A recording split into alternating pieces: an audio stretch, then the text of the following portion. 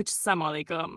आज की वीडियो में हम एक्सप्लोर करेंगे फोटोशॉप का मैग्नेटिक लासो टूल, जो सिलेक्शन बनाने के लिए एक स्मार्ट हेल्पफुल टूल है।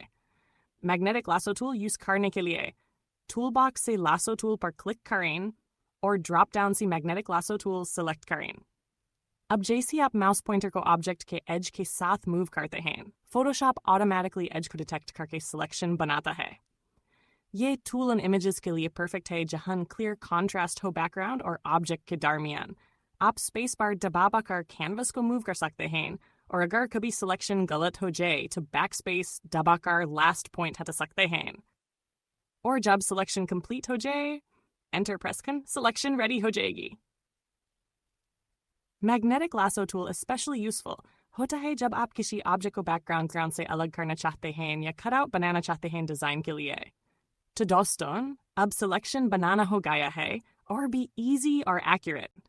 अगर वीडियो पसंद आए तो लाइक, शेयर और सब्सक्राइब करना न भूलें। मिलते हैं अगले डिज़ाइन ट्यूटोरियल में डिज़ाइन चेस्ट के साथ।